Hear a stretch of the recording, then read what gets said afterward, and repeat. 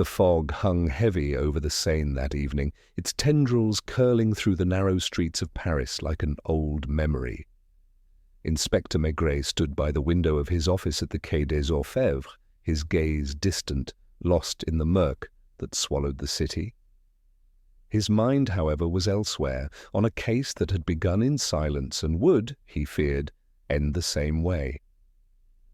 There were no screams, no frantic cries for help, just the quiet disappearance of a woman who had never been heard from again. Yet the more he thought about her, the more he was convinced that she was hiding something that would bring him closer to an answer he wasn't sure he wanted. Before diving deeper into the investigation, remember to like, share, and subscribe, as it helps uncover more of the mysteries that linger in the shadows of Paris. Let's keep unraveling the truth together. It began, as so many of Maigret's cases did, with something almost too small to notice: a missing woman, a half-hearted report from a neighbor, a note scribbled in the margin of a police log. No sign of struggle. On a damp Monday morning, the fog rising from the Seine seeped into the very walls of the Quai des Orfèvres, curling through the corridors as if eavesdropping on the low murmur of voices. Maigret sat at his desk, pipe in hand, the smoke forming idle spirals that joined the grey haze outside. He had not yet decided whether this case was worth his attention. There were dozens of disappearances in Paris each year, wives leaving their husbands, workers vanishing into the provinces, lovers choosing silence over scandal.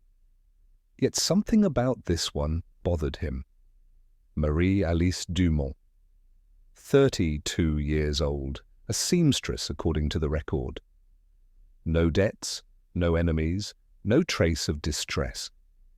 She lived alone on the Rue de l'Abbé de l'Épée, a quiet street near the Luxembourg Gardens, where even the shutters seemed to whisper in politeness. Her landlady had noticed the absence only after 3 days. She never missed a rent payment, the old woman had said.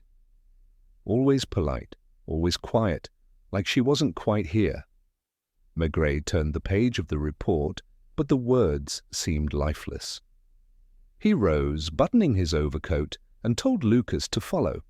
The morning had the sour smell of damp paper and boiled coffee, the kind that clung to every police office in Paris. Outside, the sky hung low, pale as unwashed linen. As they crossed the Pont Saint-Michel, Maigret felt the chill settle into his bones, and a thought pressed at him, not of crime, but of absence. People often left traces in their absence, faint as perfume, strong as regret. He wondered what scent Marie-Alice had left behind. The building at number 17 looked ordinary enough. A cracked doorway, a tiled vestibule, a staircase worn to its heartwood. The landlady greeted them with the suspicion reserved for men in heavy coats. "I told the other officer everything," she said, arms folded. She paid rent on the 15th. After that, nothing. Her room's just as she left it. Maigret followed her up the narrow stairs, his hand grazing the banister, polished by decades of touch. The room was small, almost bare, one bed neatly made, a stove, a table with a sewing machine, and a chair whose woven seat had frayed at the edges. No sign of a struggle, no overturned drawer, no discarded note. The only thing that seemed out of place was a teacup on the sill, its contents dried into a pale ring, as if she'd been interrupted mid-sip. Lucas opened the wardrobe. Dresses hung like ghosts in a line, muted in colour, all carefully pressed. On the floor stood a small leather suitcase, locked. "No sign she packed," Lucas murmured. "No," said Maigret, "but she meant to go somewhere." He tapped the layer of dust on the handle. It was fresh. The landlady fidgeted at the doorway. She had no visitors, except maybe once, a gentleman in a dark coat. I couldn't see his face. He came late. They spoke in whispers. When was this? 2 nights before she vanished. Maigret stared at the teacup again. It was a detail, yes, but a living one. People rarely vanish without leaving something half done. He crossed to the small writing desk, opening the drawer. Inside lay a single envelope, unposted, addressed to Mademoiselle F. Duret, Liège. The handwriting was delicate, almost hesitant. He slipped it into his pocket. Downstairs, as he thanked the landlady, a faint smell caught his attention, kerosene mixed with something sweeter. The odour clung to the stairwell like a memory. "Does anyone else use lamps here?" he asked. "Only her?" the woman replied. "She said it helped her think while sewing at night." Back on the street, the fog had thickened, muting the clatter of carts and the cries of vendors. Paris seemed to breathe in silence, the city itself holding its breath. "Liège," Lucas said, lighting a cigarette. "A lover?" "Perhaps," Maigret muttered. "Or a ghost." They stopped at the corner cafe. Inside, the warmth was welcome. The proprietor knew Maigret by sight and poured his usual calvados without being asked. As he lifted the glass, Maigret asked quietly, "Ever see a woman in here? Short hair, brown coat, carried a sewing bag?" The man scratched his chin. "Maybe. Many like her come here, monsieur, but there was one, sat by the window every Thursday, ordered nothing but coffee, always alone. She had the eyes of someone waiting for news." "What kind of news?" "Bad," said the man, shrugging. Maigret looked out through the fogged glass. Beyond, the city blurred into shades of grey and amber, the lamps beginning to flicker on like watchful eyes. He imagined Marie-Alice sitting in that same chair, staring out at the street as if expecting something or someone to appear. That night, back at the quay, he read the letter from her drawer. The contents were simple. A few lines, perhaps, unfinished. "I cannot keep the silence any longer. If you still have the photograph, destroy it. I fear it will bring—" The sentence ended abruptly, the ink fading into a smear. Maigret leaned back, pipe smoke curling through the lamp's glow. The word photograph echoed in his mind. A relic of something unspoken, perhaps a past she had tried to erase. But from whom was she hiding, or protecting? He called Janvier to pull the records on anyone named Duret in Liège. Then he closed his notebook and stared at the Seine outside, black and indifferent. He had a feeling this case was not about a disappearance at all. It was about something people preferred not to remember. When dawn came, the fog lifted slightly, revealing the dull gleam of the river's surface. A fisherman was casting his line near Pont Neuf, unaware that the police launch had just found a woman's glove caught on its oar. The glove was soaked, but intact, soft leather stitched with initials.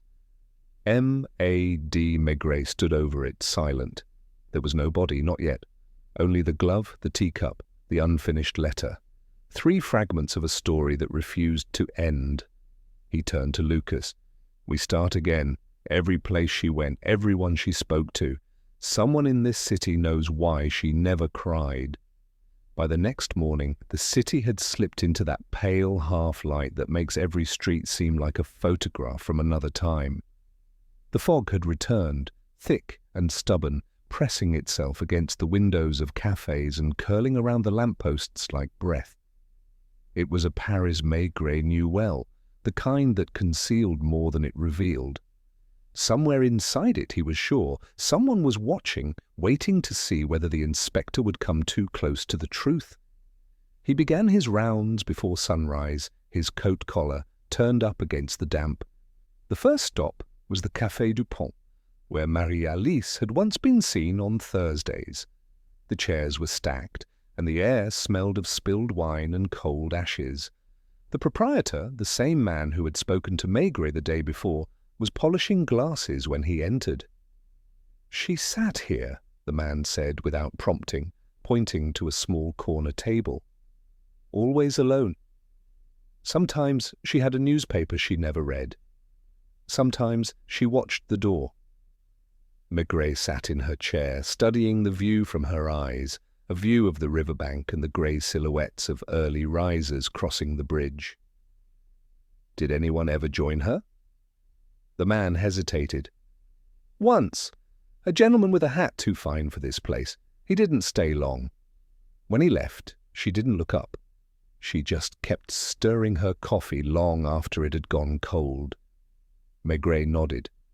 Did they argue? No, but there was something between them, not anger, not affection either, more like guilt. Outside, the fog swallowed his figure as he crossed toward the bridge.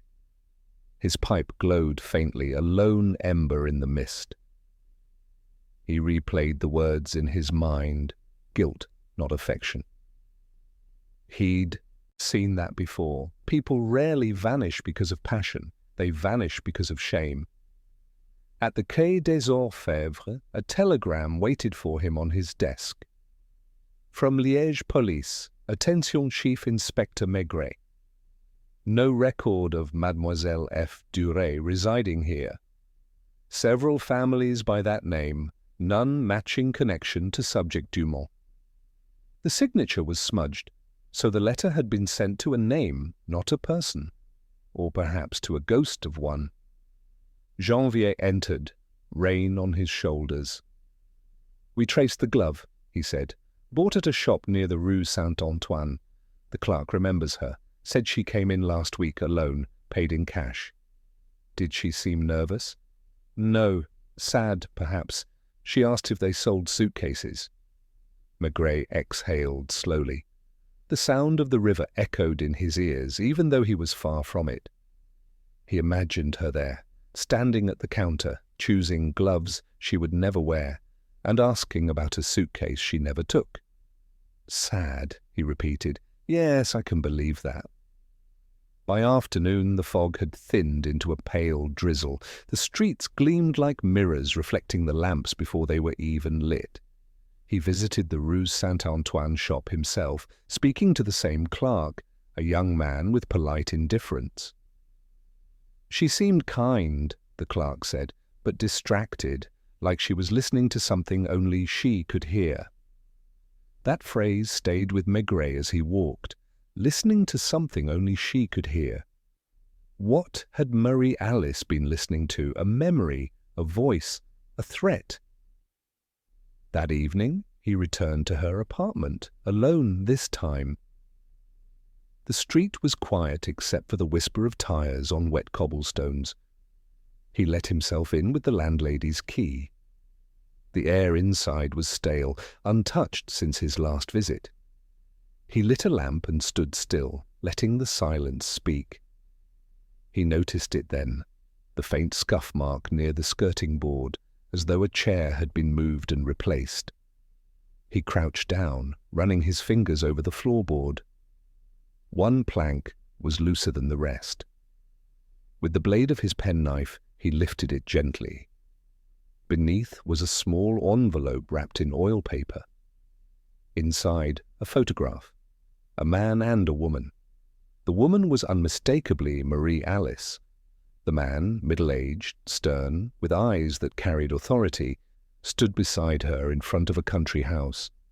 Written on the back, in faded ink, Liège, 1927. Maigret stared at the photograph under the lamplight. The man's face was familiar, but from where? He reached into the drawer again and found, tucked behind old receipts, a clipping from Le Journal de Liège. Industrialist Raymond Duret acquitted in daughter's disappearance. The room seemed to tighten around him. F. Duret, perhaps Florence, the missing daughter, Marie Alice writing to her. But why? Unless she knew something the police of Liège did not. Unless she was part of it. As he slipped the photograph into his coat pocket, the floorboard creaked behind him. He turned sharply. Nothing. Only the curtain trembling slightly, though the window was shut. He moved closer, parting the fabric. A figure was crossing the street below, a man in a dark coat stopping briefly to glance up toward the building before disappearing into the fog. Maigret didn't chase. He stood still, listening. The only sound was the rain beginning again, soft and rhythmic, like footsteps fading away. He stayed a while longer, studying the photograph. The word acquitted lingered bitterly in his mind. Acquitted meant not proven guilty, not proven innocent. It meant something had been left unresolved, just as Marie Alice herself had. By midnight, the city had gone quiet. He walked along the Seine, the lamps reflecting like trembling stars.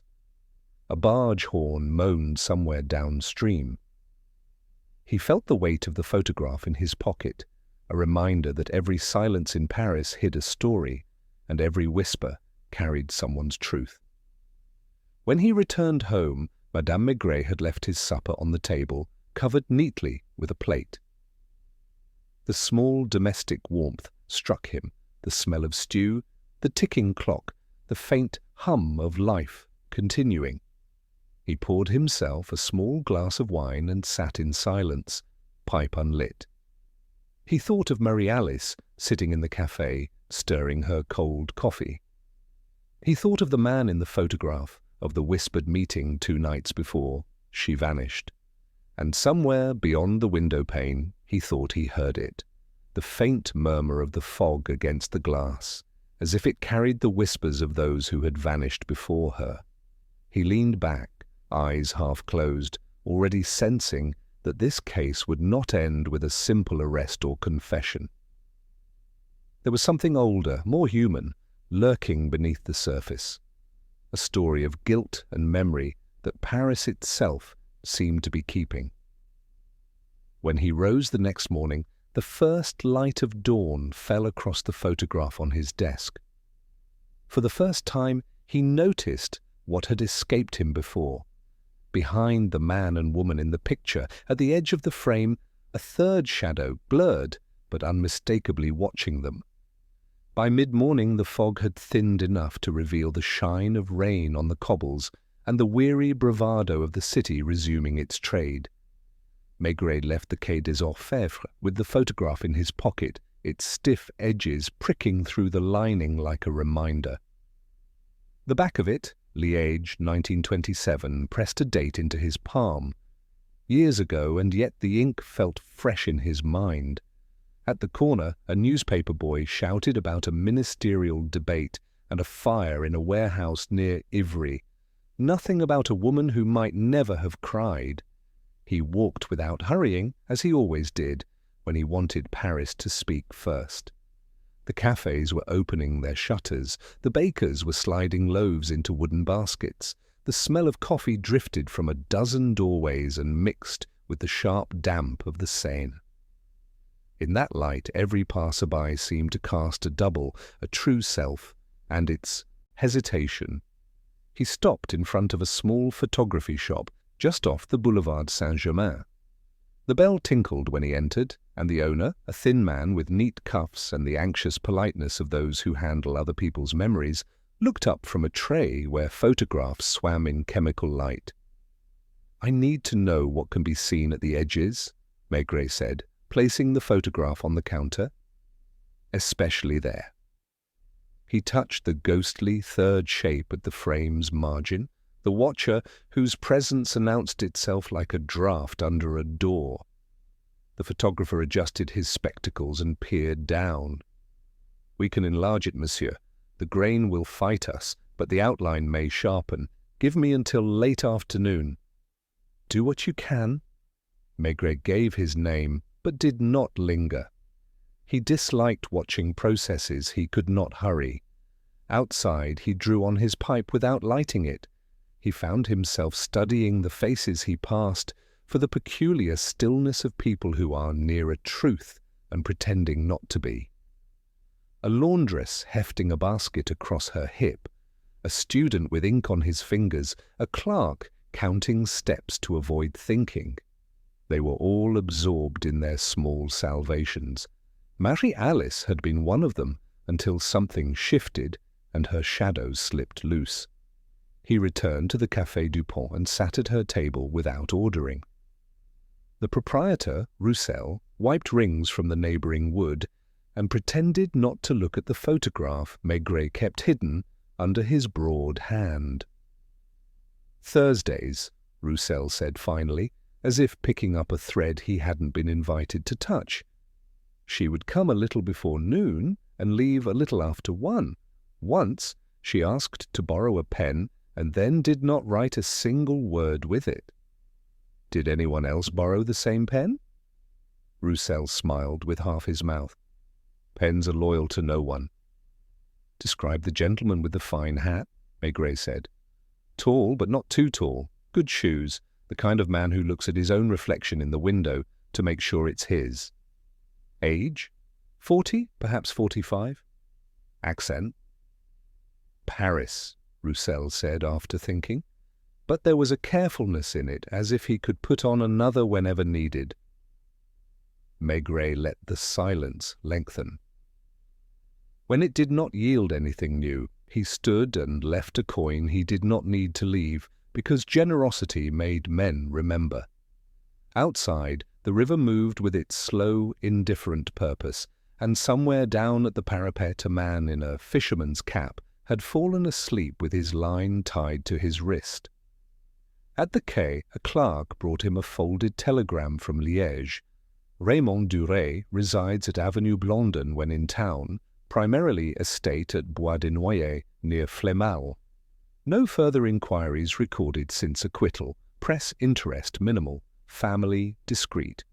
It was signed by a captain whose handwriting was a compressed knot. There was also a short note from Janvier. Interviewed seam supplier in Passage du Havre. Dumont purchased extra spools of black thread 3 days before disappearance. No unusual questions. Black thread. He turned the words over. Cutting, binding, mending. Black was the colour of absence made useful. He pictured her fingers guiding it under the lamp, sewing at a late hour with kerosene breathing over her shoulder. Perhaps the sound had comforted her, a tiny machine shouldering a fraction of her fear. He walked to the Central Post and Telegraph Office on Rue du Louvre and requested the records of telegrams to or from Liège in the last month that might match her pattern. Money orders, inquiries, the thin, desperate sentences people send when they want to say everything and can only afford 8 words. The clerk, who recognized his face and produced a civility usually reserved for magistrates, returned with a ledger and a shrug. There were 3 telegrams to Liège that week, none from a Dumont, none to a Duret. One simply read, photograph arrived, destroy after Sunday. Sent 4 days before she vanished, paid in coins. From where? Maigret asked. From a substation near the Gare du Nord, monsieur. He thanked the man and left, the words settling into him like stones into a pocket. He did not yet know whether the weight would pull him under or serve as ballast.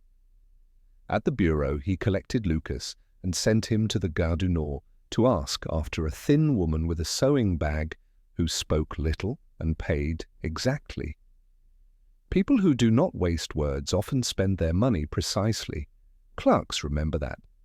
By then the afternoon had darkened toward a fresh rain. He returned to the photography shop and found the proprietor waiting as if delivering bad news to a family. On the counter lay a wet enlargement, its paper held still by 2 porcelain weights. The shadow had become a shape. Not a face, he had not hoped for that, but a set of clues. The third figure stood some distance behind the couple, partially occluded by the decorative iron of a garden gate. A brim cut a clean line above the brow. The coat had a narrow placket, not the heavier country style. The cuff showed a precise arrangement of 3 small buttons rather than 2.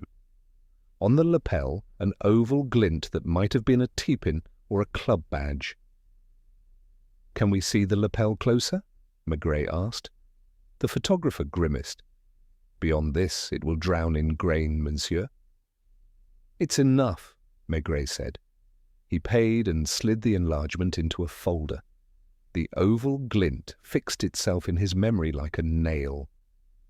Back at the quay, he stared at the two images, old and enlarged, until a thought he did not yet trust formed in him. Clubs and companies love insignia.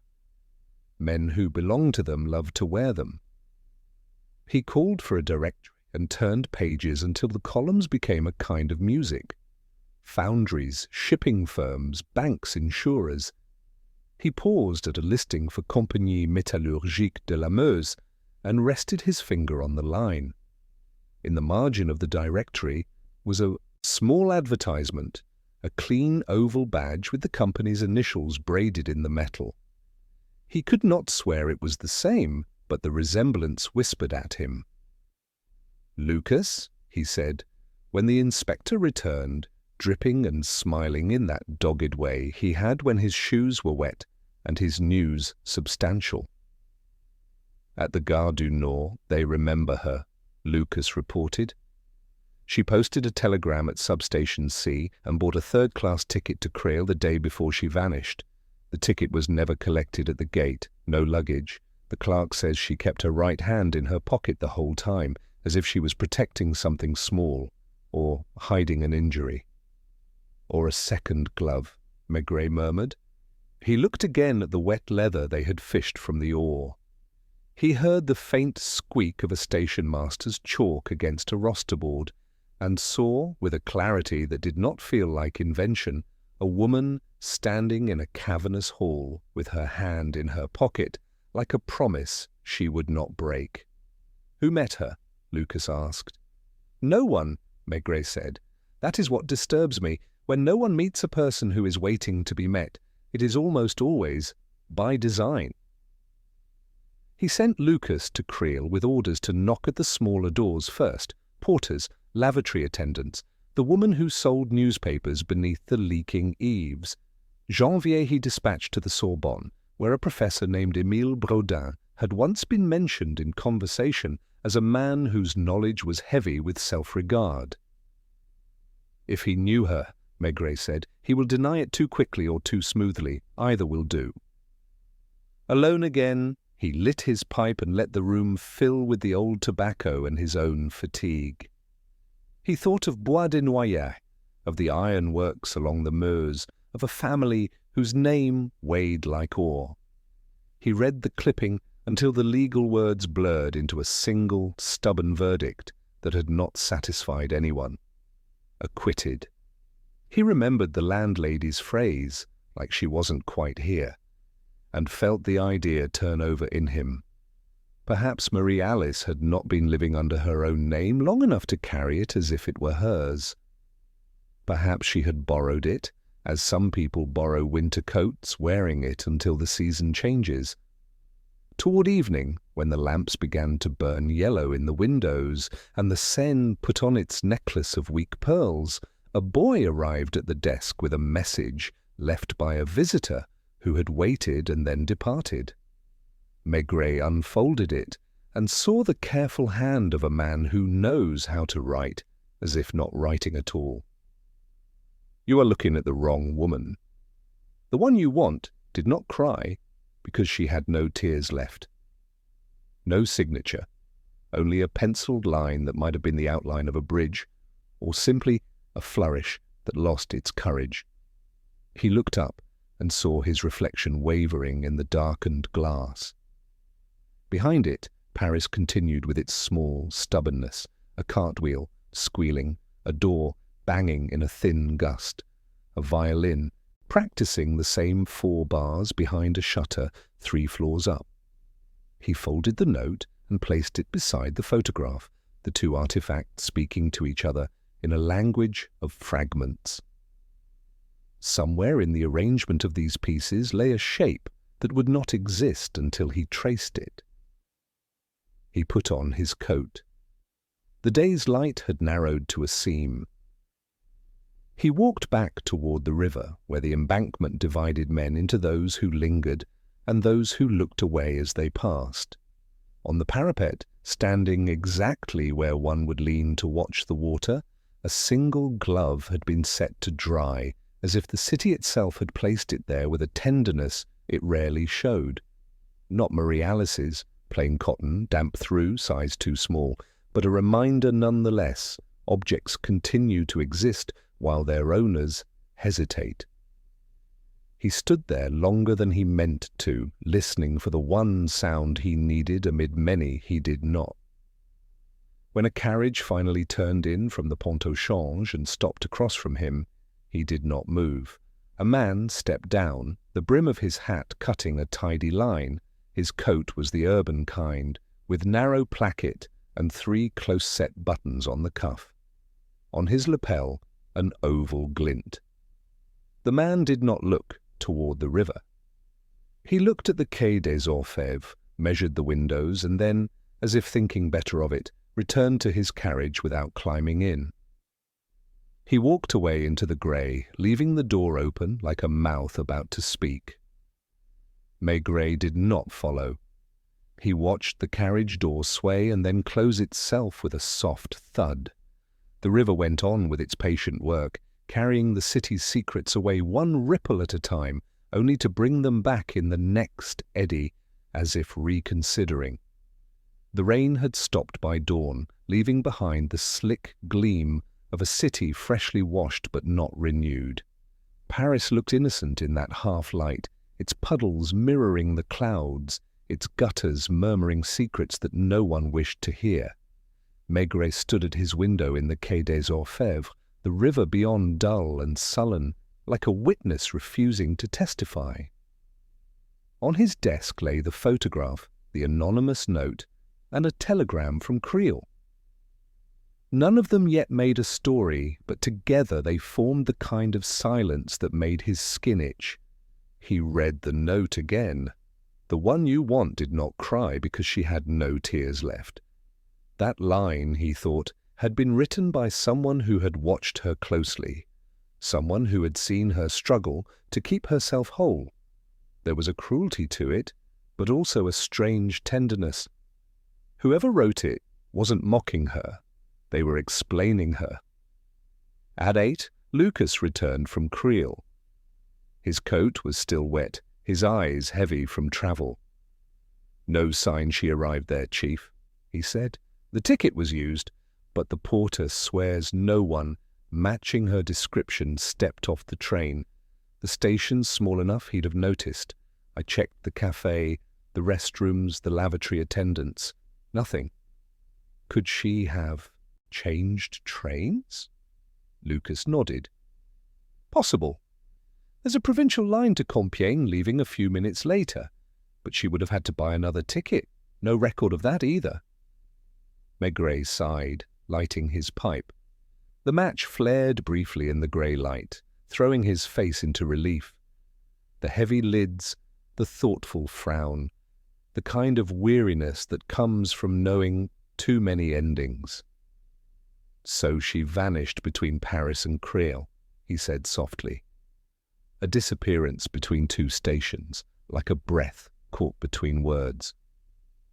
Janvier arrived not long after, his usual briskness dulled by the fog that clung to his shoulders. "I spoke to that Sorbonne professor, Émile Brodin. He claimed he didn't know her, said the name meant nothing to him, but when I showed him her photograph, his hand trembled. He tried to hide it behind his glass, but I saw." "Did he say anything about Liège?" "He hesitated. Then he said he had given a lecture there, years ago, on industrial psychology. After that he got angry, said he wouldn't be interrogated over some missing seamstress." Maigret smiled faintly. "Ah, the arrogance of men who think intellect is armor." He stood, stretched, and walked to the map pinned to the wall. A small red circle marked her street. Another, the café. A third, the Gare du Nord. Between them ran a web of possibilities. She left her flat at night, probably to meet someone. She went to the station, sent a telegram, bought a ticket to Creil. Then she vanished. Not murdered, at least not then. Vanished. Hidden. Janvier shifted uneasily. You think someone helped her disappear? I think, Maigret said. Someone decided she shouldn't exist anymore. He sent both men home to sleep, though he himself did not. Instead, he walked through the Marais, where the cobblestones still glistened from rain, past shuttered stalls and sleeping horses, the city's heart beating faintly beneath its grime. He found himself before a modest church whose doors were open, a priest sweeping the stone steps. Inside, the candles burned low, each flame bowing in the draught. Maigret sat in the back pew and let the hush fill him. He wasn't praying, not exactly. He was listening. He thought about Marie-Alice's quiet room, her careful clothes, her dried teacup. Everything about her had been restraint. People like that rarely erupt, they implode. What, then, had she been holding inside? When he returned to the quay after nightfall, a message awaited him. No signature, no return address, just a line in neat handwriting. Ask Brodin about the girl in the photograph. He will not tell you what he did at Bois des Noyers. He sat for a long time, staring at the note, feeling the chill creep up his spine. Then he called for Janvier. "Wake Brodin," he said. "Bring him in quietly, no headlines." They brought the professor at dawn. He came in hatless, overcoat hastily thrown over his nightclothes, the look of a man suddenly aware that his reputation was a fragile thing. Maigret waited until the door closed before speaking. "You were in Liège in 1927, he began, "at Bois des Noyers, the Duret estate." Brodin's face twitched. "A lecture, one of many. What of it?" "You were photographed there, with Marie-Alice Dumont." "That's absurd. I've never—" Maigret slid the photograph across the desk. The silence that followed was almost physical. Brodin's eyes fixed on it, the colour draining from his cheeks. "She was the housemaid," Maigret said quietly. "Not a seamstress, then, and not called Dumont." Brodin's hand trembled slightly. He pressed it flat against the table to hide it. "You don't understand, Inspector. It was a long time ago. She was young, frightened. There was, an incident." "What kind of incident?" He hesitated, then exhaled sharply, like a man tearing open a wound. "Duret's daughter, Florence. She drowned in the lake behind the estate. Everyone said it was an accident, but Marie-Alice, if that's her name now, she saw something. She threatened to tell the police. Duret paid her to leave." Maigret leaned back, pipe unlit, eyes half closed. "And you?" Brodin's voice faltered. "I convinced her to stay silent, for her own safety. Duret was powerful then. If she had spoken, no one would have believed her. I thought I was protecting her." "But she never stopped running," Maigret said softly. "And now she's vanished again." Brodin rubbed his temples, sweat glistening on his brow. "If she's gone, it's because she wanted peace. Some ghosts don't want to be found." Maigret let the silence stretch before answering. "And some men hope they won't be." When Brodin left, escorted under the grey dawn, Maigret stayed seated, staring at the smoke that rose from his pipe like the breath of the city itself. He finally understood the shape of the shadow that had followed Marie-Alice. It wasn't guilt, it was memory, the kind that seeps into the bones, refusing to die. He turned the photograph over once more. The faint scrawl on its back caught the light. Liège, 1927. The year a girl drowned and another learned how to live without tears. Somewhere in the city, he thought, Marie-Alice still breathed. And if she did, then someone else's conscience was about to break. The river outside murmured faintly against the embankment, carrying with it the soft promise of revelation. The truth, Maigret knew, was already rising, slowly, inexorably, from beneath the surface. By the time the city roused itself to the clink of milk bottles and the scrape of shutters, Maigret had already decided that the house at Bois des Noyers was not just a place on a map, but a wound that had never closed. He felt its ache in the way the Seine moved this morning, sluggish and reflective, carrying yesterday's leaves in small, circling eddies as if the water could not stop, looking back. At his desk, the photograph lay beside the anonymous notes, the oval-badged man's outline haunting the edge of both memory and paper. He tamped a new bowl of tobacco and let the match burn longer than necessary, watching the flame eat the wood with stubborn quiet. The day would have answers, or at least a direction. He preferred directions. Answers had a way of changing shape. He began with the simplest hinge, thread.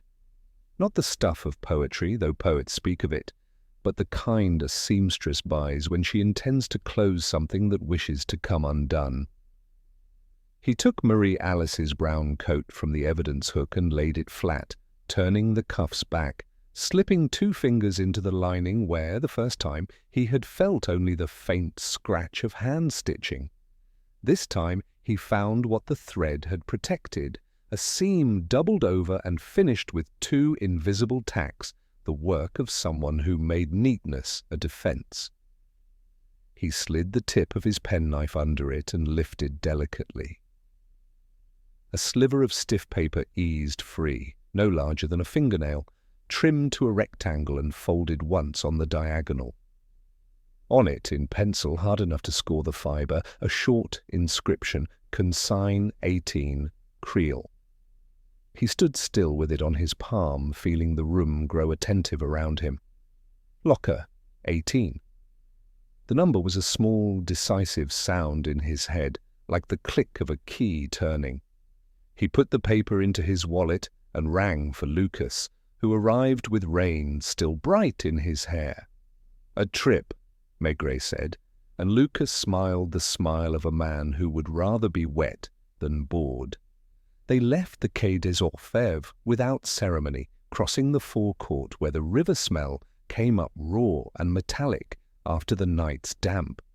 Along the embankment, the morning was knitting itself together, carts rattling, a woman arguing softly with a dog that refused the leash, a boy guiding a string of newspapers like a kite he could not lift. On the train to Creel, compartments murmured with the ordinary, a soldier half asleep, a woman counting coins under her shawl, a clerk smoothing the corner of a timetable with a nervous thumb. Maigret rested his hat on his knees and watched hedgerows slide past like dark stitches in a grey cloth. He did not speak. He thought of a younger woman moving through a station with one hand in her pocket and a secret stitched into a coat she had learned to treat as armour. He wondered whether her silence had been a choice or a language no one else could read. Creel station, when they reached it, wore the washed, practical face of provincial junctions. Iron ribs, glass roof freckled with old dust, echoes that made footsteps sound like other people's. The ticket lobby clerk remembered Lucas from the day before and offered a shrug that meant he had little new to give. Maigret did not ask him for guesses. He walked directly to the consigne, the smell of oil and wet canvas settling into his coat. Locker 18 was scuffed at the edges, paint worn thin where fingers had worried it. He turned the brass key they'd requested with a magistrate's note and lifted the door. Inside sat a string-tied packet wrapped in brown paper, no larger than a book. No scent, no label, only the faint smudge of handling on the corners. He placed it on the counter and untied the string. The brown paper unfolded with the sound of leaves. Inside lay 3 things: a weaker, earlier print of the same garden photograph, a child's small oval locket on a frayed ribbon, tarnish taking the gold where it had warmed against a throat, and a stack of letters, 12 in all, none posted, each written in the same delicate hand as the unfinished note found in her desk. The first was dated a year ago, the last 9 days before she vanished. Most were addressed not to Florence, but to a careful initial and family name, Mademoiselle F. Duret. He placed the top letter flat and read, "I am writing only to feel that I am speaking, though I do not send these, for sending would be a kind of betrayal. They tell me the lake was without witness. That is not true. It has a memory, and so do I. In Liège I learned that men with certain names have deeper pockets than the truth has breadth. I do not forgive them. There is still a photograph that shows what the papers forgot to ask. If you have it, destroy it. If you cannot, then hide it where water cannot rot, where fire cannot reach, and where the people who love their names more than their children do not look. The letters did not confess, they cautioned. They did not accuse in the way a courtroom demands. They recorded the particular weight of certain afternoons, a servant dismissed without references, a gardener who left before harvest, a doctor whose bill was written in a hurry and whose signature never matched itself. In one, a detail small enough not to be invented. Florence would not swim without the ribbon. You know the one. It left a pail on her neck that summer. They say it was lost in the mud, but I found it in the drawer where her gloves were kept. He touched the locket with his finger. Its hinge resisted, then yielded. Inside, a faded curl of hair lay pressed under oval glass. On the other side, the tiniest photograph he had ever seen, just a girl's left profile and the hint of a smile that belonged to someone whose world had not yet learned to tighten. Lucas leaned over his shoulder without breathing. "Is it a child's?" he whispered. "Florence's," Maigret said, and closed the locket. The word turned the air dense for a moment, as if the station had inhaled. He slipped the locket into a handkerchief and folded the letters back into their brown paper with the care of a man laying out a shroud. "Who else has access to these lockers?" he asked the attendant, who lifted his palms as if to show they were empty. "Only those with keys, monsieur, and policemen with papers. Yesterday, a gentleman asked whether there had been a parcel addressed to him from Paris. I told him we are not the post. He thanked me for the information without smiling." "A gentleman," Maigret said. "Hat, shoes, lapel." The attendant blinked, then nodded. "Good shoes, yes. A pin, I think. Oval." The word oval settled exactly where Maigret had left room for it. He did not chase the man through a dozen possibilities in corridors that had no door. He turned instead to the timetable and found the morning train back to Paris, as if the schedule itself were another clue aligning. In the compartment, he laid the second, weaker print beside the enlargement from the shop. In both, the third figure's lapel caught light where the pin would be. He remembered the advertisement for the Compagnie Métallurgique de la Meuse and the braided initials that glinted like virtue manufactured. He was not ready to write the company's name in his notebook, but he placed a question mark beside the initials and felt the question anchor him more firmly than the answer might have done.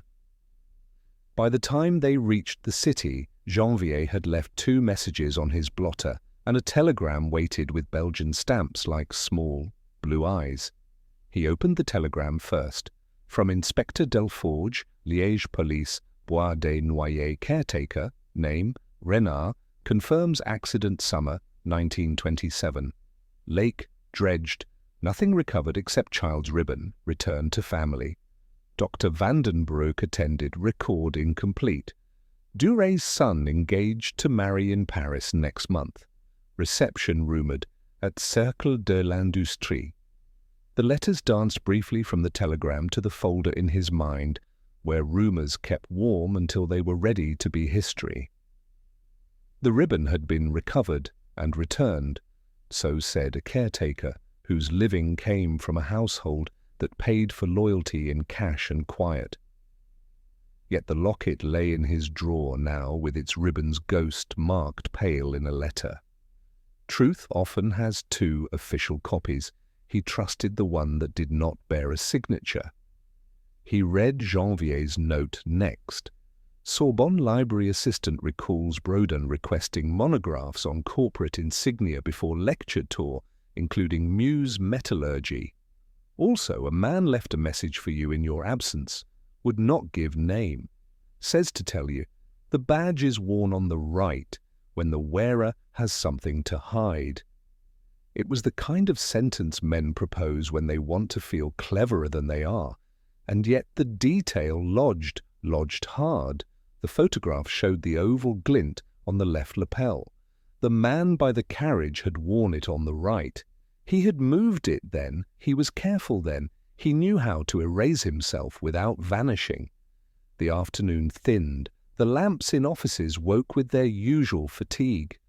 Maigret sent Lucas to trace reception rooms used by industrial circles and to ask innocently stupid questions about catering. He dispatched Janvier to the Belgian club of the Rue de Miromesnil, where men from Liège and Namur read their papers and pretended Paris had adopted them. Alone he spread the letters in order and read them aloud quietly, not for sense, he had that, but for cadence. He listened for where they quickened and where they flattened, listening for the step where a woman stopped writing to someone and began writing for herself. He heard it halfway through the 9th letter, a Sunday entry that did not begin with a name. If I go back, it will not be to accuse. It will be to stand near the water until I can hear what is in it. Some nights I think I hear a carriage in the gravel. I think I hear a child's voice calling for a ribbon she has already lost. There was no bravado there, no plan for triumph, only a woman deciding whether she would begin at last to cry. He was still standing over the letters when Madame Maigret telephoned to ask whether he would eat at home. He heard the clutter of china in the background and the measured peace of his own rooms, space made safely by habit. Later, he said gently. Not far into later, I hope. He hung up and watched the window darken to the colour of old iron. The river's breath came into the room when he opened the casement. Coal smoke, damp rope, a fruit cart somewhere protesting its axle, then footsteps in the corridor and the door opening without a knock. Janvier, cheeks flushed from evening air, a hint of triumph he was trying not to overspend. The club, he said. I saw the pin, oval, braided initials. They sell them to members at cost with 2 fittings. Some men prefer the right lapel, some the left. They say it depends on which side photographs flatter. Names? Maigret asked. A list of committee members posted by the door like a sermon. One of them, Armand Valette, is a Paris liaison for the Compagnie Métallurgique. He left not long before me, right lapel. The name made a dull, satisfying sound on Maigret's tongue. Valette? He let it sit. The river outside shifted its weight against the quay. He did not reach for his coat yet. He looked again at the letters, at the locket, at the second print. He placed the locket beside the photograph so the 2 ovals spoke to each other, one that had been a life, one that might have ended it, and felt the faintest rise of something like anger, a muscle he rarely used because it clouded the very air he needed to see through. He allowed himself a breath of it, then set it aside like an instrument reserved for a later movement. Valette, he said, we will let him go home and count his windows. We will let him believe that badges make masks. Tonight we will return a ribbon to its water. Lucas frowned. To Liège? To the lake in Paris, Maigret said, almost smiling. Every city has one if you stand long enough. Come, bring your overcoat. There will be a wind. They walked without talking, past the bridges with their stone faces, past the bakeries closed but still fragrant, past the corner where a child was trying to whistle and failing cheerfully at it. The Seine kept its counsel. At the parapet near the Pont Neuf, Maigret drew the locket from its handkerchief and held it in his warm palm until the glass no longer felt like a room kept for the dead. He did not throw it. He set it on the stone just inside the wet line where rain had dried.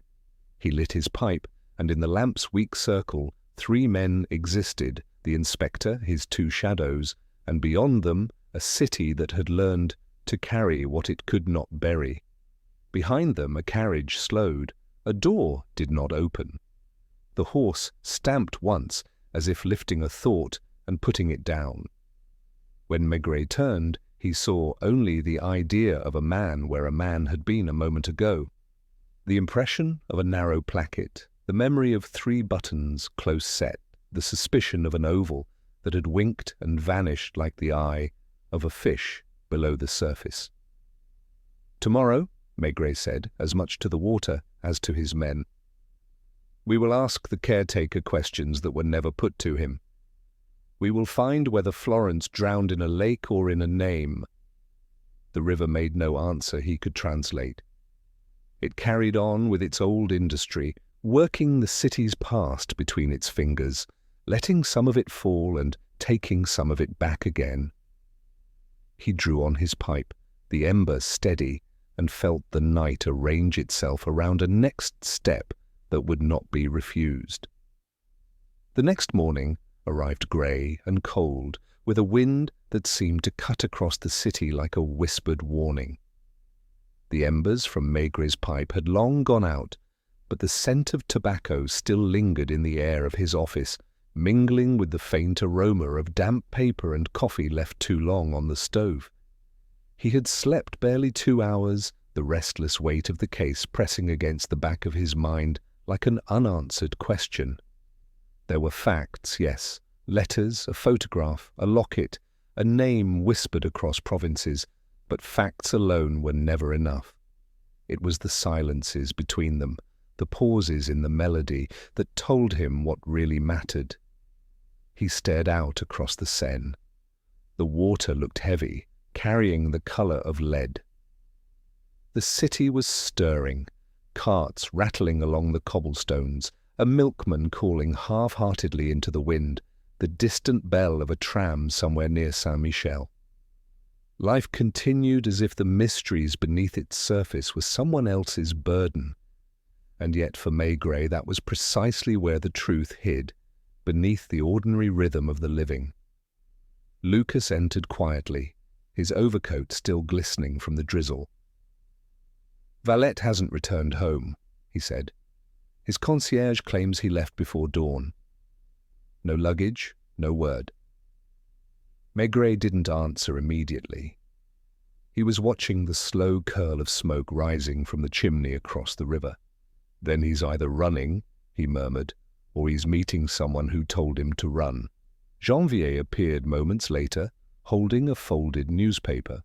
The Gazette de Liège ran a small column this morning. "Raymond Duret's son Henri is in Paris. Arrived yesterday for meetings with the Compagnie Métallurgique. They're hosting a reception tonight at the Cercle de l'Industrie." He hesitated before continuing, "It's invitation only." Maigret smiled without warmth. "Then will be guests who weren't invited." He spent the day walking through Paris, as he often did before a confrontation, letting the city's sounds and smells clear the fog of speculation. He walked along the Rue de Rivoli, past the arcades where rainwater dripped steadily from the awnings, down toward the Place Vendôme, where the well-dressed moved like shadows polished by money. He thought of Florence Duret, drowned decades ago in a lake that refused to give her back, of Marie Alice, the servant who had seen too much, and of Valette, the man with the badge worn on the wrong lapel. Every step through the damp streets felt like descending through layers of time. Paris was a city that never buried its past. It merely paved over it with new stones. By evening, he stood beneath the portico of the Cercle de l'Industrie, his collar up, his hat brim low. The building loomed in light and glass, its chandeliers casting a warm glow onto the pavement. Carriages arrived one after another, the doormen bowing to men whose shoes never touched puddles. Lucas and Janvier waited at the corner, blending into the traffic of umbrellas and late-night wanderers. Inside, the air was thick with perfume and politics. The murmur of polite laughter echoed beneath the vaulted ceiling. Waiters moved between clusters of dark suits, the silver of their trays flashing like secrets passed from hand to hand. Maigret took a glass from a passing tray and stood by the marble staircase, surveying the room with quiet detachment. His eyes found Henri Duret almost at once. The family resemblance was unmistakable, the same broad forehead, the same confident jawline, the same absence of guilt one finds only in men raised to believe in immunity. Duret was speaking animatedly to Valette. The latter's oval pin gleamed faintly under the chandelier, and Maigret felt the smallest jolt of satisfaction at seeing the man again. Valette's laughter, though polite, had a stiffness to it, the sound of someone whose throat had forgotten how to be free. Maigret watched for several minutes before stepping closer, feigning interest in a portrait on the wall. The conversation drifted toward him in snatches. Words like Liège, reputation, and documents floated above the polite hum of the room. He caught Duret's voice clearly then, low but urgent. "And she kept the letters, dammer. You said they were gone." Valette's reply came like the hiss of a match. "I told you I handled it. If she has them, she's not showing them to anyone, not any more." That was enough. Maigret moved forward, his presence unannounced but unmistakable. Valette saw him first, the faint widening of the eyes, the instinctive tightening of the jaw. Duret turned, confusion shifting quickly into irritation. "Monsieur?" Maigret's tone was calm, almost conversational. "You left Creil in quite a hurry, Monsieur Valette. I had hoped for a longer conversation." Duret's expression hardened. "You are interfering in matters you don't understand, Inspector?" Maigret smiled slightly. "That's possible. But I understand a great deal about human nature. For example, when men like you are frightened, they talk too much." A ripple of discomfort passed through the nearby guests. Duret signalled to a waiter, dismissing the scene as if it were a misunderstanding. "This is a private event," he said evenly. "Whatever business you have, it can wait." Maigret took a step closer. "It can't. Not when a woman's life may depend on it." Valette looked away, his composure cracking for the first time. "She's gone," he muttered. "You're wasting your time." "Perhaps," Maigret said. "But people who are gone have a way of returning, especially when others have reason to believe they won't." He placed a folded piece of paper on the nearby table. "You remember this?" Valette's colour drained.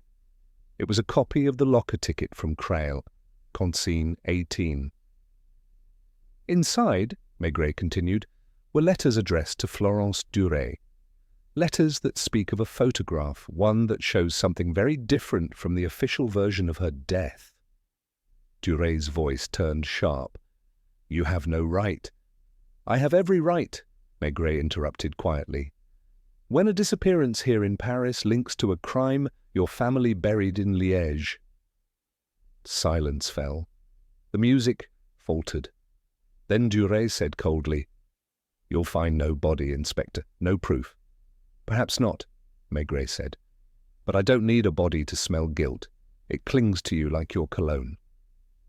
He turned and walked out before they could answer, the air behind him thick with fear disguised as dignity. Outside, the rain had begun again, steady and unhurried. Lucas and Janvier joined him on the pavement, their faces pale in the lamplight. "Did you get what you wanted?" Lucas asked. Maigret nodded slowly. "Yes. Panic. That's better than confession. It makes men careless." They watched as the lights of the circle shimmered across the wet street, distorted by the rain.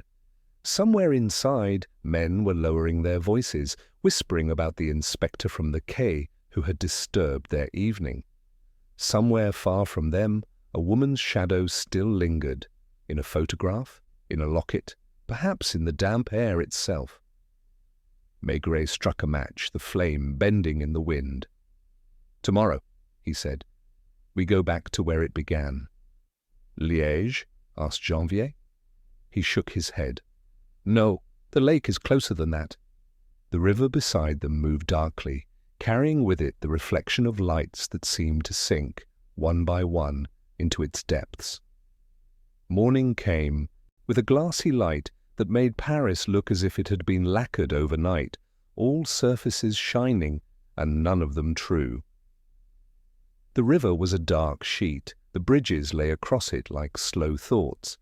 Maigret arrived early at the Quai des Orfèvres and stood for a time with his hands behind his back, not touching anything, letting the day take the shape of the decision he had already made. He had told Janvier that the lake was closer than Liège. It was. It was in every street where water remembered, in every eye that looked away. But the house itself, the place where a girl had drowned and a servant had learned the grammar of silence, was not here. There are moments when Paris must wait. He sent a note to Madame Maigret to say he would be gone until late, and another to the Belgian Club requesting nothing more than yesterday's newspapers. Then he collected Lucas and Janvier and said only, "Hats," and they went. The northbound train rolled out with the stubborn calm of iron accepting its work. Compartments breathed their quiet odours, wool, damp leather, orange peel. At the window the country unwound, hedges like stitches, farms hunched against the wind, poplars making a ledger of the road. Maigret did not speak. He watched the sky lower until the horizon and the fields pressed together like pages shutting. He thought of the letters bound in brown paper, of the locket whose oval glass had held a child's breath longer than the lake had, of the man with the badge who preferred the right lapel, as if truth were a mirror he could tilt. He closed his eyes and saw the photograph again, Marie-Alice at the edge of a world that had decided which facts would be allowed to live. Liège received them with brick and smoke, a city that wore labour on its sleeve and pride in its soot. The Meuse moved broader here, tugging at barges whose names were women or saints. The police captain, Delforge, greeted Maigret with the manner of a man who had been told to be helpful and had decided to be courteous instead. His office smelled of cabbage and coal, and the floor creaked in the places where men turned often. "Bois des Noyers," he said, tapping a map with a fingernail that had the grey half-moons of a smoker. "Out beyond Flemal.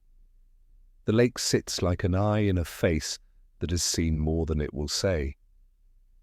They hired a car whose engine coughed like an old man and set out past slag heaps that rose like black hills and chimneys that drew a line across the sky as steady as a ruler. As they left the factories, the land softened and the roads learned curves again.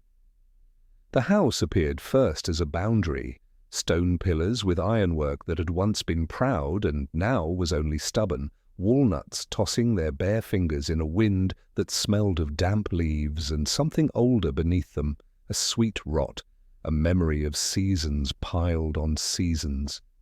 The caretaker, Renard, had a face that had been carved into patience by years of being looked at by people who owned keys. He allowed them through the gate with a nod that was not permission so much as resignation. The drive went long under the trees, gravel cracking softly, the house pacing them in glimpses between trunks until it stood at the end like a conclusion written before the argument, It was not grand in the Paris sense. It was Belgian in the way bread is, solid, practical, meant to last. On the far side the lake lay low and grey, its skin tightening under the wind.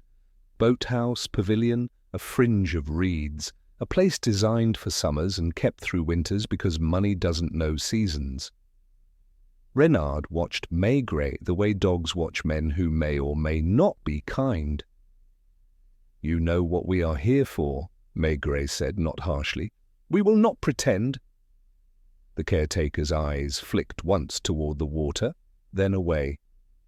"An accident," he said, making the word flat. "Long ago." He kept his cap in his hands and seemed unsure whether to twist it or smooth it. They walked first to the pavilion, a structure of wood and glass where, in a happier story, musicians would have played and children would have fallen asleep in wicker chairs with crumbs on their chins. The glass had been cleaned recently. The smell of kerosene and cheap soap hung in the air. On a side table stood a lamp with a fresh wick and a saucer with a ring of coffee dried to brown. You could see the circle where a cup had stood, lifted, put back. Maigret touched the saucer with his thumb. "Who has been here?" he asked. Renard shrugged. "Workman," he said. "I am preparing repairs." He said it too quickly. Lucas opened a small cupboard and found nothing but matches and a ball of black thread, the tail tucked in neatly. He handed it to Maigret without comment. "Workmen," Lucas said mildly. "Industrious fellows." Outside, the wind scraped the reeds into a whispering that never formed a word. They crossed to the boathouse. Its padlock was old but polished from recent handling. It yielded after a thoughtful moment. Inside, the air had that clean, damp smell of wood that has been wet and forgiven. A single skiff hung in its cradle. The chain that kept it from drifting had bright scratches along a few links where rust had been worried away by metal rubbing metal. Someone had pulled a boat in against reluctance within the last week. On a shelf, not out of place and yet too placed to be natural, lay a cork float with a thread of hair caught in a crack of its bark. Fair hair gone dark with damp. Maigret did not pick it up. He looked at it and left it where it would continue to tell its small story to anyone willing to bend close. "Show me the path," he said. Renard led them around the lake to the place where a child running would have slowed, where the bank took a slope and the water leaned in as if to meet you. The ground there was packed and gave up nothing easily. "She drowned," Renard said, again making the word obedient. The doctor came. The family grieved. He spoke as if reading a text written for him. "You found the ribbon," Maigret said. The man blinked. "You returned it?" Maigret continued. "Because one must return things, except those that would make a different story." Renard's mouth opened and then closed. A bird farther off made a thin sound and was quiet again. They went back to the house. Inside, carpets absorbed footsteps like confessions. The walls held photographs in heavy frames, men in groups pretending to be families, families in groups pretending to be simple. One frame had an empty rectangle where glass had been removed and not replaced. Dust had formed a neat ghost where an oval had once protected the wall. Lucas looked at Renard. "Broke?" he asked. "Taken for cleaning?" Renard said. His voice was careful, and his eyes were careful, and behind both something else moved like fish in a deep pool. Delforge's telegram had given them a name, Dr. Vandenbroek. In a corner room that smelled of paper and liniment, they found a cabinet with labelled drawers. The one for 1927 had file cards with tidy writing and gaps that were not explained by any system. Janvier lifted a card and read aloud. "Fall from pony. Stitches, 6. Good recovery." Another. "Fever, August. Cooled by river water." Another gap. Drowning, Maigret said, and the word, spoken now, hung for a moment uneasily in air that did not want it. He turned to Renard. Who told you that word? Who put it into your mouth? The caretaker looked down at his hands. It was said, he murmured. By whom? By all, he said, and for a moment his eyes were a man's eyes, not a function's. It is easier for a house if grief is an accident. They searched the ground floor without haste, and in the cellar found what the earth keeps when houses ask it to, a coolness that smells of iron and apple. The lamps threw their yellow ellipses onto walls where the damp bloomed in shy maps. Behind a stacked hedge of old garden chairs and a rolled carpet that had forgotten its colour, there was a door that did not want to be found. It had been painted the same as the wall, and the paint had not dried even when no one could touch it. Lucas set his shoulder against it, and it moved a hand's breadth, then more. Inside was a room that had never been meant to be a room. The bed was a mattress thinner than a plea, the table a crate, the chair only as much chair as needed to balance a body. On the crate lay a stub of pencil and a folded paper. A telegram, blank, torn from the book. Substation C, Gare du Nord. No words written, the impressions of a hand that had pressed hard lay ridged across the surface like the memory of a message too heavy to send. There was a tin cup with water still in it, filmy at the edge, a plate with 2 crumbs. A hearth that had not been lit, though the lamp had been, and on a nail, hung with the neatness of someone who had always put things where they belonged, a glove, left hand, cheap cotton, size small. So many things here were small, the mattress, the room, the courage, and each had been used exactly to its limit.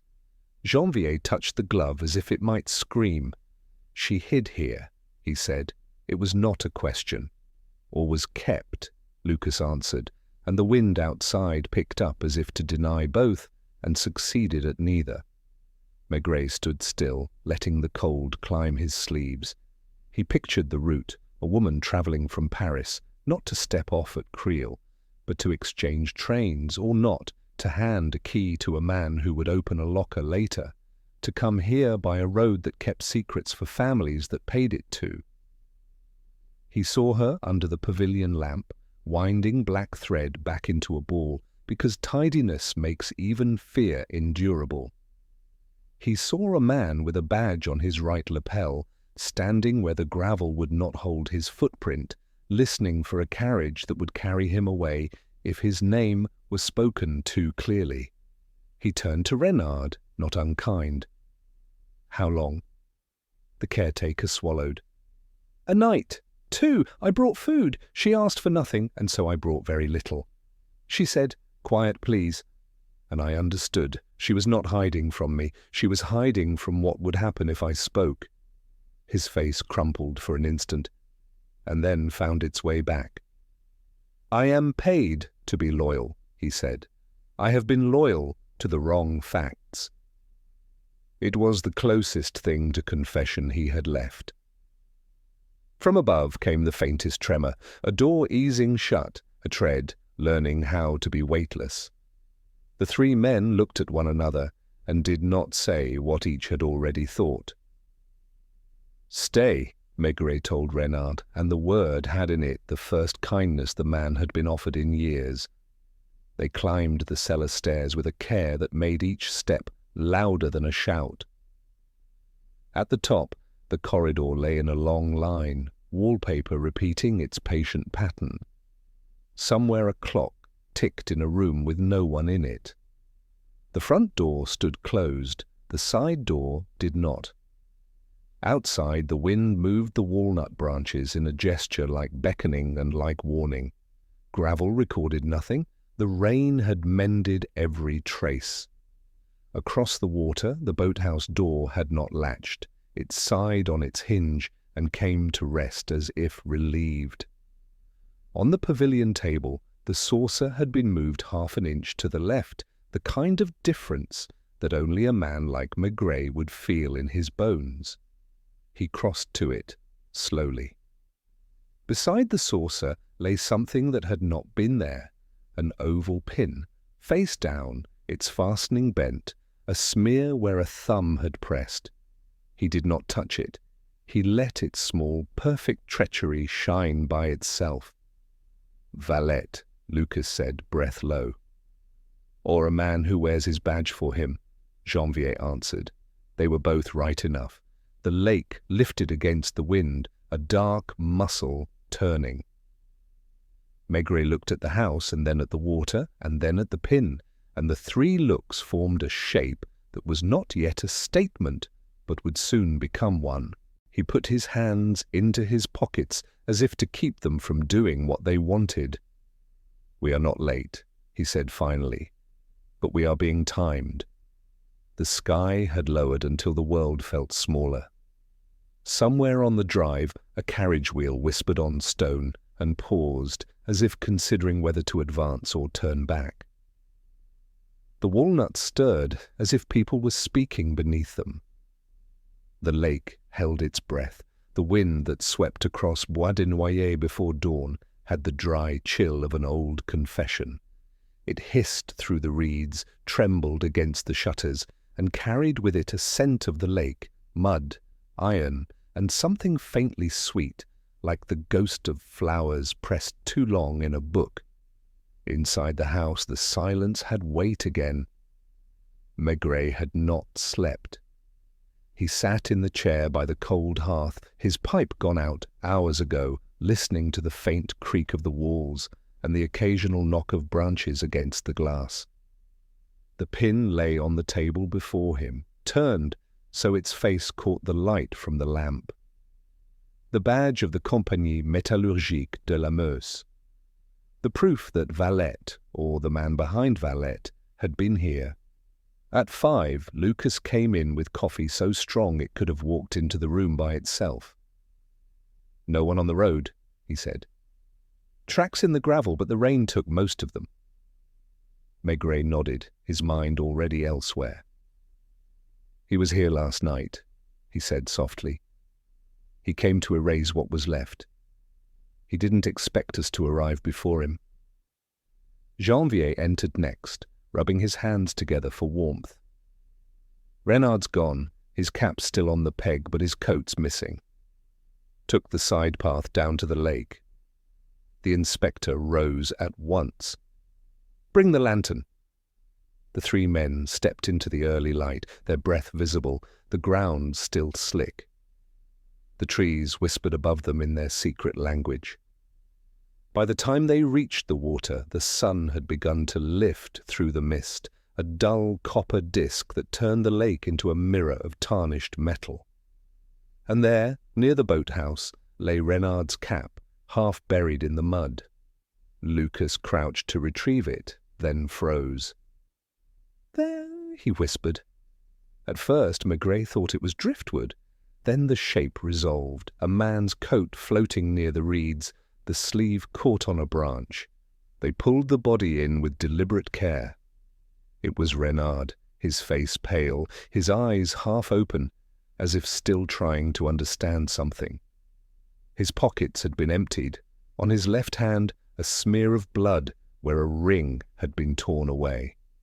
Maigret knelt beside him, hat removed, studying the lines of the man's face. "He saw something," he murmured, "and someone made sure he wouldn't tell us what it was." Janvier looked toward the house. "Valette. Perhaps, or perhaps the man who still signs Valette's pay slips." The caretaker's death, like so many before it, did not cry out for drama. It was quiet, efficient, an administrative killing, the sort that leaves no poetry behind. Maigret covered the man's face with his handkerchief. They searched the pavilion again, though they already knew what they would find. Absence, carefully arranged. The lamp was gone, the saucer wiped clean. But the faintest trail of muddy footprints crossed the tiles, small, hurried steps leading not toward the door, but to the wall where a wooden panel had shifted slightly. Lucas pried it open with the tip of his knife. Behind it, a shallow recess. And in that recess, a photograph. Not the one Maigret had already seen. This was older, printed on a thicker paper, its edges curling from age. It showed Florence Duret by the lake, her smile half hidden behind sunlight. Beside her stood Marie Alice, younger, hair tied back, looking at the child with an expression that might have been affection or fear. Behind them, the shadow of a third figure, blurred but visible, the same narrow shoulders, the same badge pinned just above the heart.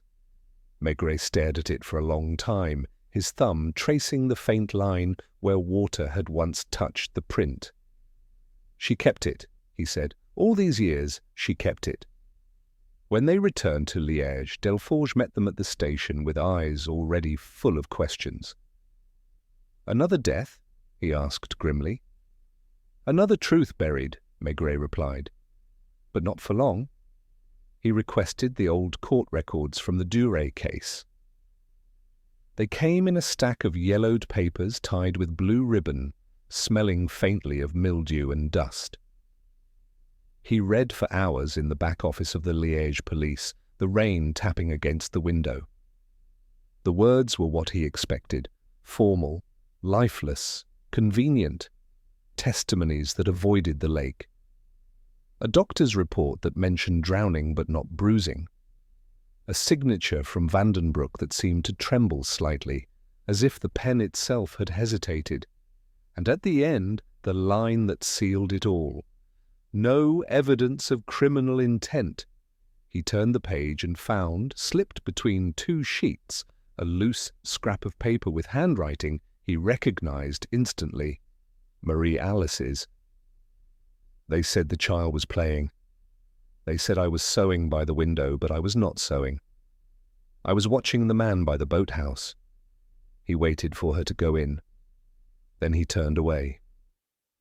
Maigret folded the paper carefully, sliding it into his notebook. By nightfall they were back in Paris. The journey was silent. Even the train seemed to know it was carrying ghosts. At the Quai des Orfèvres, the inspector poured himself a measure of brandy and stood by the window watching the lamps shimmer in the river's skin. The city was alive again, clattering, laughing, pretending. But the quiet at its core remained the same. He spoke without turning. They built their fortune on silence. The Durets, the company, even Brodin, with his lectures and his theories, was only another layer of varnish. Lucas frowned. And Marie Alice? She carried the truth until it became heavier than her life. She tried to leave it behind, but guilt has its own address. A knock interrupted them. A young officer entered, hat in hand. "A message for you, Inspector, delivered by hand." Maigret took it. No envelope, just a folded sheet. Inside, one line. "You are closer than you think. Meet me where the city forgets itself." No signature, no address. But below the words, faintly smudged, was the outline of an oval, drawn in pencil. Maigret smiled grimly. "The badge again." He looked up at his men. "The city forgets itself where the river bends, where it hides what it cannot explain. Pont de Tolbiac, midnight." Janvier started to protest, but Maigret's expression silenced him. "We'll go prepared," he said simply. The night was bitter. The fog had returned, dense and deliberate, curling between the street lamps like slow smoke. At the bridge, the world seemed suspended between water and mist. A barge creaked below, unseen. The stones underfoot were slick. Maigret stood alone for a moment, breathing the damp air, waiting for the shape that would separate itself from the fog. It came at last, a figure stepping from the shadows, coat drawn tight, hat pulled low. "Inspector," the man said softly. His voice was calm, practiced. "You've come a long way." Maigret's hand hovered near his pocket. "Valette." The man laughed quietly. "Names are temporary, like shadows. We both know that." "What did you do with her?" Maigret asked. The man's smile flickered. "You think I killed her?" "No. She's far too useful for that. The company has learned that the dead don't talk, but the living can be persuaded to forget." A train clattered in the distance. The wind shifted, and in that instant Maigret saw movement behind the man, a flicker near the parapet. Lucas and Janvier were already there, emerging from the fog like ghosts. The man turned, too late.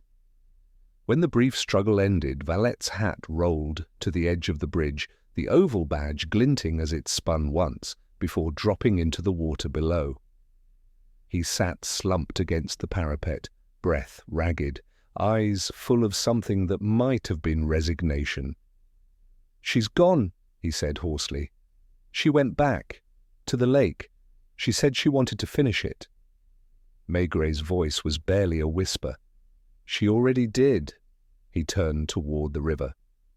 Somewhere in the black water below, the badge had sunk, its gleam extinguished. But in its place, perhaps a truth had begun to rise. The train back to Liège was almost empty, a hollow ribbon of motion through the grey countryside. The carriages rocked gently, as though the world itself wanted to lull its passengers into forgetfulness. Maigret sat by the window, the reflection of his own tired face mingling with the blurred silhouettes of passing trees. Lucas and Janvier sat opposite, speaking little. There was no need. Each of them knew what waited at the end of this journey: the lake, the house, and the final thread that would tie together all the silences. The closer they came to Flémal, the heavier the air became. The smell of iron from the factories thickened, coating the breath. It was late afternoon when they arrived at the small station, and the porter, seeing the insignia of the Paris police, simply nodded as if the story they carried was one that the land already knew. The road to Bois de Noyer wound between bare trees and stone walls weeping moisture. It was the kind of road that swallowed sound. Only the crunch of boots against gravel broke the quiet.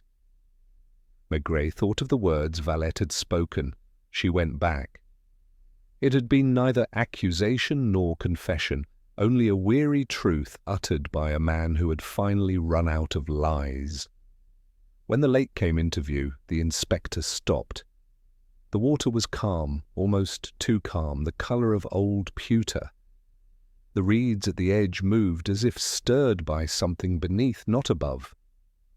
The house itself seemed asleep, its windows faintly aglow with the fading daylight. They found her there, seated on the pavilion's wooden steps, as if waiting for them. Marie-Alice Dumont, or whatever name she had last chosen to wear, was dressed in the same brown coat, now darker at the hem from the damp. Her hair was tied neatly, her hands resting in her lap. She looked up as Maigret approached, her eyes clear but distant, as though she had already begun to step out of the world. "I wondered if you would come," she said softly. Her voice was hoarse but not afraid. "You knew I would," Maigret replied. "You left too many echoes behind." She smiled faintly. "Echoes are all I ever meant to leave." He stopped a few feet from her, his hat still in his hand. "Valette is in custody. Renard is dead. The truth has a way of surfacing even when men try to drown it." At that, something flickered in her eyes. Pain, perhaps, or recognition.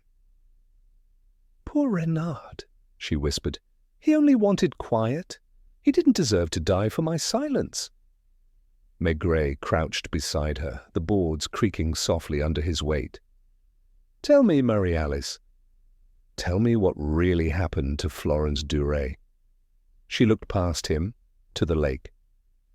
The reflection of the clouds wavered on its surface, like faces seen through tears.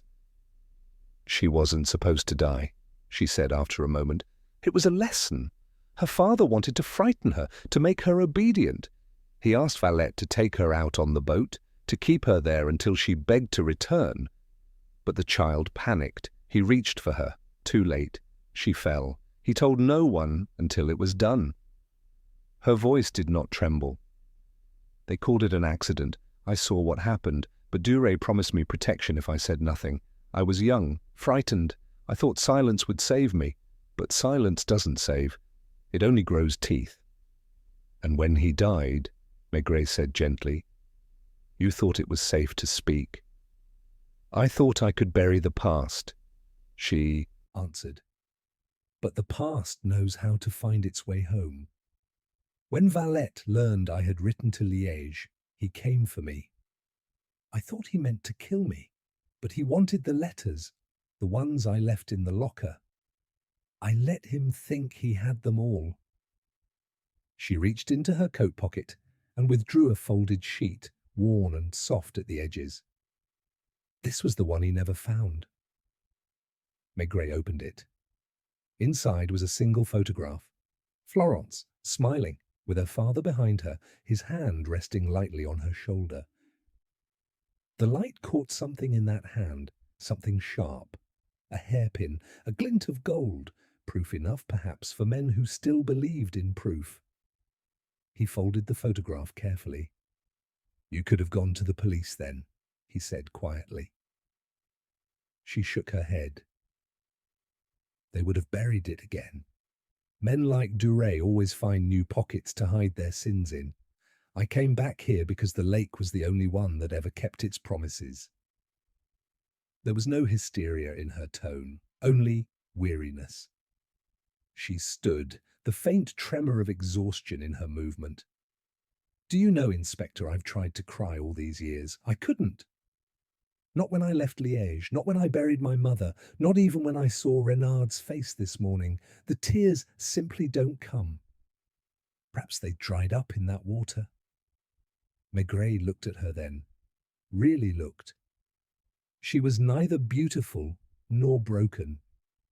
She was simply a woman who had spent too long surviving her own truth. You've been living in the shadow of a dead child, he said. It's time you stepped into the light. She smiled again, but there was something final in it. The light belongs to those who forget. I remember too much. He moved as she turned toward the water, but she was faster than his thought. The lake received her without a sound. No cry, no splash. Only the widening of ripples that spread like the rings of time itself. Lucas and Janvier rushed forward, but Maigret raised a hand. No, he said, she chose this. They stood in silence, watching the ripples fade until the water grew still again. The reeds swayed once, then settled.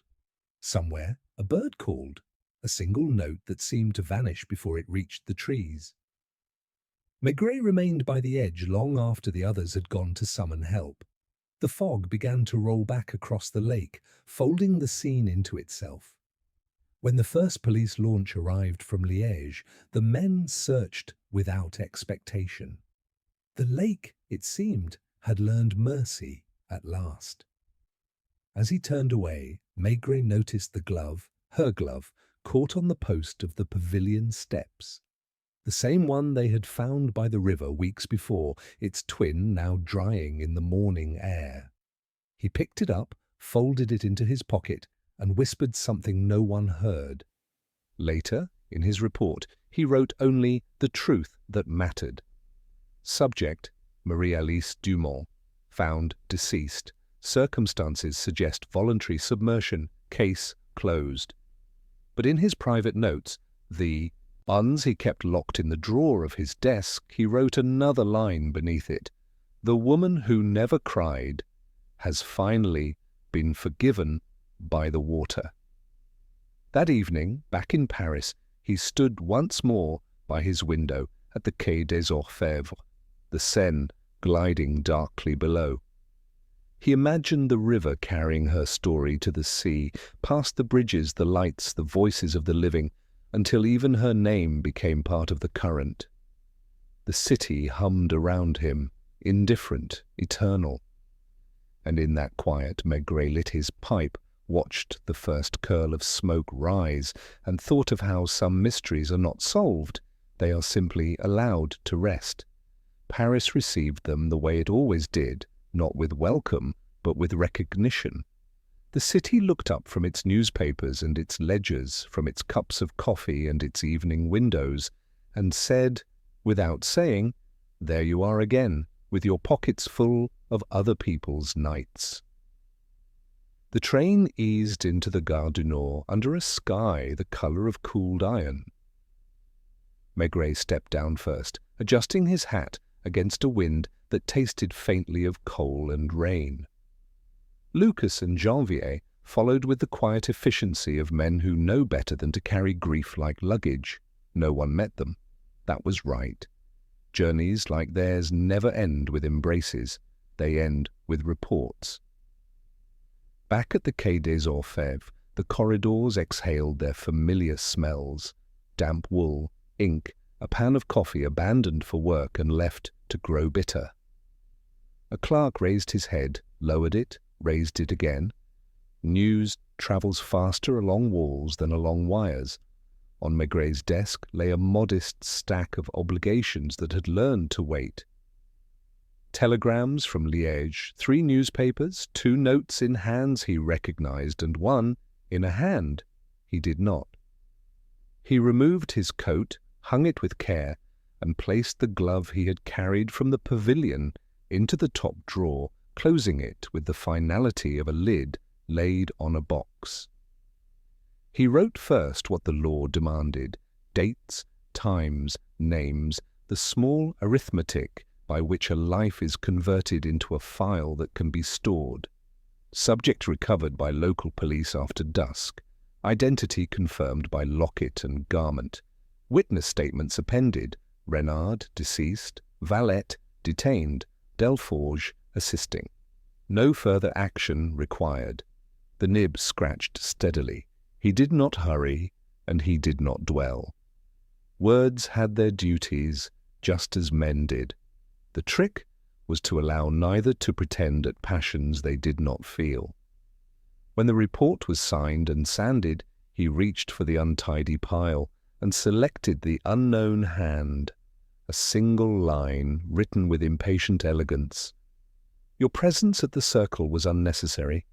Discretion becomes you when you remember your place. No signature, scented paper. He smiled without mirth and slipped the note under the blotter, the way a fisherman slips a stone into his pocket before weighing a line. Power always writes, as if paper cannot burn. From Liège, Delforge's cable was stiffer, but honest. Valette will be charged on provincial counts, obstruction, assault. Family council already engaged, your evidence preserved, my regards. Beneath, in a smaller hand, not meant for any archive. We both know what this was. He folded that one carefully and kept it. By late afternoon, the light had weakened to that weary yellow Paris gives to men who stay too long at their desks. Maigret rose, stretched the ache out of his shoulders, and went walking. He moved down the stairs and through the stone arch to the quay where the river kept its own hour. Boats passed with the slow patience of beasts of burden. On the far bank, a violin practiced the same phrase until it learned to say it without apology. He leaned on the parapet and filled his pipe. The first drawer tasted of the railway and the lake and the wood of the pavilion steps. On the second, the sweetness returned, the old tobacco finding its way back to itself. He did not think of death while he smoked. He thought of the arrangement of living. He thought of Marie-Alice, sitting with her hands folded, of the moment when a person decides that what the world calls surrender is, for them, a different name for peace. He thought of Florence, the child's small oval face trapped forever under a crescent of glass, and of how families, when cornered by truth, often choose to become organizations. The river accepted these thoughts and made no comment. Evening brought Lucas with news arranged in his careful voice. "The Gazette ran a column," he said. "A short one. Unfortunate events at a family estate. No scandal to report. We ask for respect for the mourners. And in Le Matin here, nothing. Men with money have discovered how to make silence contagious." Maigret nodded. "They have always known." He tamped his pipe. "And Valette?" "Held. He will talk until he believes himself brave for having spoken. Then he will deny what he has said and accuse his memory of treachery." Lucas paused. "He asked whether you would see him." "Tomorrow," Maigret said, "when he has remembered that he is mortal." They went together to the small bar on the corner where the mirror behind the counter kept the regulars attentive to their own disguises. The proprietor set down 3 glasses without being asked. He understood thirst and how it sometimes dressed itself as fatigue. They spoke of other cases, not to escape this one, but to remove its coat and put it to dry on a chair. Janvier told a small story about a man who had stolen a crate of apples and then apologized to each fruit as he ate it. They laughed in the way policemen laugh, with the economy of men who cannot spend too much. When Maigret reached home, the lamps in his own windows made their steady islands. Madame Maigret had kept supper warm and her questions folded into the napkins.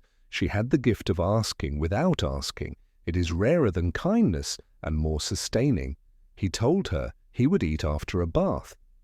In the hot water, he let the lake release his bones one by one. Steam rose and the window ran with it, so that for a moment the house itself seemed to weep. He did not mistake the metaphor for consolation. He dressed again, ate without hurry, and, before sleep, placed the glove, now dry, in the back of the wardrobe where such things learn to keep their shape, even when they are not being worn. Morning brought its ordinary insistencies.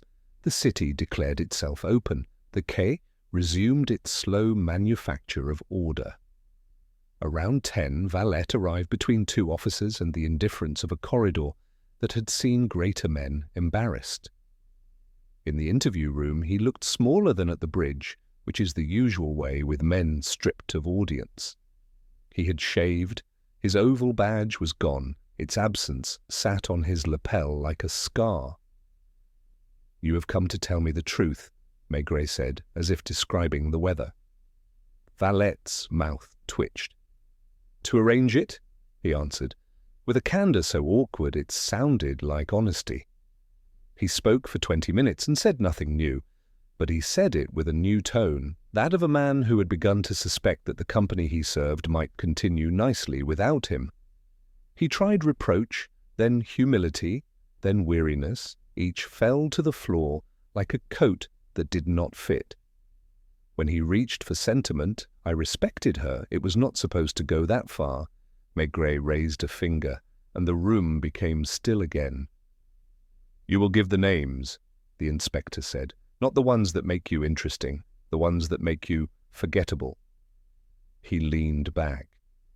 "And then you will return to Liège and spend the winter learning how to be ordinary." Valette blinked, hurt by the sentence's accuracy. He produced the names. They were the ones a river could carry: clerks, drivers, a man whose job it was to be doors. Beyond them stood the others, the ones who had learned how to be air. Those names could be guessed, they could not be kept. When the statement was taken and the door had closed on the man who now belonged to paper, Maigret went to the window again. Sun had found the river for a few minutes. It lay across the water like a hand trying to warm an old shoulder. He thought of the lake, of how it had accepted and then returned, of how Paris, even in its stubbornness, had a similar talent. The city did not forgive, it absorbed. In the afternoon he walked up to the Boulevard Saint-Germain and let the crowd press around him until his thoughts thinned to the useful essentials. The photography shop's bell made its modest greeting when he entered. The proprietor, recognizing both the face and the kind of silence it carried, fetched the first enlargement without being asked. "I kept the negative," he said timidly. "In case you wish to." "No," Maigret said gently. "Let it rest." He paid for the print, not because he needed it, but because men must sometimes be paid for what they kept rather than what they gave. Outside, the sky had learned a lighter grey. At a bookstall on the quay, a child was arguing about a picture of a ship. The bookseller argued back with practiced patience. A barge pushed upstream with the stubborn dignity of something that understood its purpose. He stood, listening to the arguments of children and the labour of boats, and felt the world arrange itself around the absence it had been given. That evening he wrote his private note, the one that would live where only he could read it. The woman did not lack tears. She refused witnesses. The lake was not a grave but a mirror. Those who paid for silence will not be prosecuted by the law that takes place in buildings, but by the one that takes place in the backs of their eyes when they fail to sleep. Renard deserves a stone. Arrange it. He closed the notebook, turned the key in the drawer, and let the small click mark the end of speaking about it.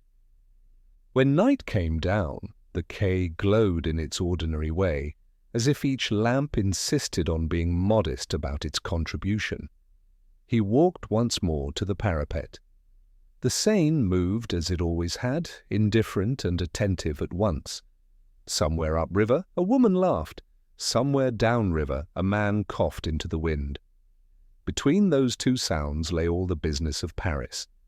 He thought of Marie Alice one last time, not as a victim and not as a mystery, but as a person who had grown tired of being chased by her own past. He imagined the lake now, flat under a new moon, reeds drawn like pen strokes, the pavilion glass dark as an unsent letter. He imagined the oval locket under water, the ribbon's pale memory, the photograph slipping at last into harmless blur.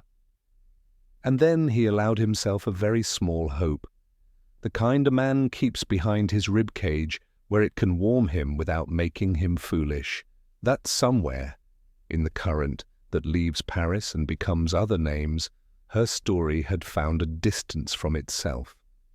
Back at his desk, he extinguished the lamp with a practiced breath. The room breathed in the dark. He put on his coat and hat and stood for a moment at the threshold, listening to the quiet shuffle of papers settling, to the clock that kept its own counsel. He closed the door behind him and climbed the stairs into the night, a large man doing a small thing properly. Outside the fog had returned, but mildly, as if it had forgotten its anger. He walked home along streets that knew him, past the bakery whose ovens were being coaxed awake for morning, past the tobacconist who had learned how to nod without offering conversation. At his own door he paused and looked back at the river one last time. It said nothing, which was the right thing for it to say. He went in, and the city, satisfied, folded the night over itself like a blanket.